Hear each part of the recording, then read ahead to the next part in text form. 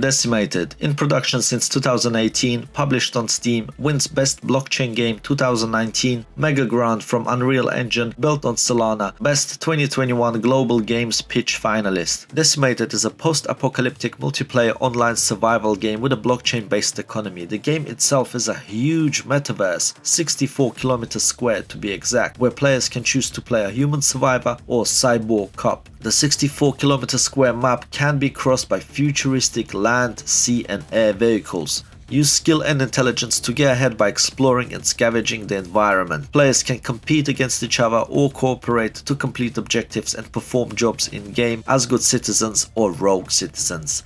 All virtual items from clothing, weapons, construction equipment and technology will have value on the market and can be traded with other players or in virtual shops. Players can salvage technology, repair vehicles, find cryptocurrency, build bases, fortify shelters, transport cargo or VIPs to other locations, collect legal or illegal resources and trade them, hunt down legendary creatures, capture territory and build safe houses for their gang, and trade in this hostile post-apocalyptic environment. Enemies include other players trying to survive plus NPCs such as manufacturing robots, biomonsters and mutated creatures. Gamers can invest in themselves by spending a small amount of money to gear up for a mission, buy fuel or protection. They can spend in-game to upgrade their character, vehicle or base further, or trade what they have acquired with another player who wants to buy it from them. The core pillars of gameplay are exploration, survival and doing missions. You better have street smarts and watch your back, because once you are in the red zone, anything goes. Tokenomics. The digital token is called DIO and can be earned or scavenged in-game. Players will be able to spend the DIO tokens on vehicles, weapons, armor, upgrades, services and customizations, and trade their in-game earnings with others who are interested in purchasing them. There are 1 billion DIO tokens, no threat of hyperinflation and hyperdeflation. Farm items and tokens by killing monsters from the spawn location. Having a currency with a finite number in existence means that the currency will always stay the same value as the demand for it. By having a connection between real world value and digital asset value, players can essentially earn money by playing the game, doing missions, collecting resources, trading, bounty hunting or pirating. Gamers can earn the DIO token by exploring and salvaging cryptocurrency and technology, undertaking legal and illegal jobs with varying risk and reward ratios, hijacking shipments, ambushing convoys, escorting shipments and protecting them, collecting bounties by imprisoning, killing players and targeting NPCs, breaking prisoners out of imprisonment for reward, buying, selling, trading items to other players or on the virtual market, looting and robbing. Remember, if you are in a red zone, anything goes. More cool stuff from the game. Players will have to find food, water and in some cases oxygen to survive. If players feel that they have been illegally robbed, they can call the cops or bounty hunters, played by other gamers, to catch thieves and have them fined, imprisoned or sent to a battle royale style deathmatch arena.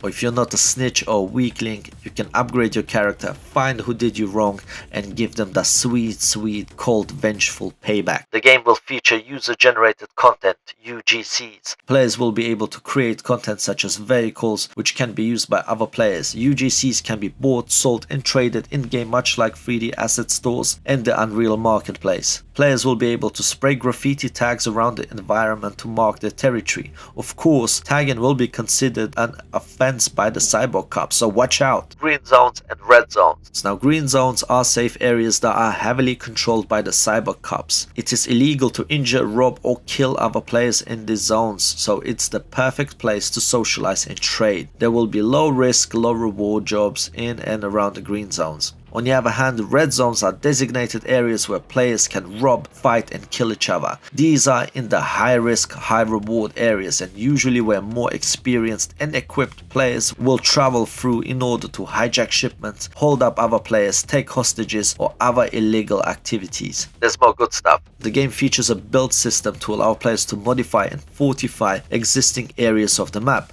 Once bases have been built, ownership and permissions can be assigned.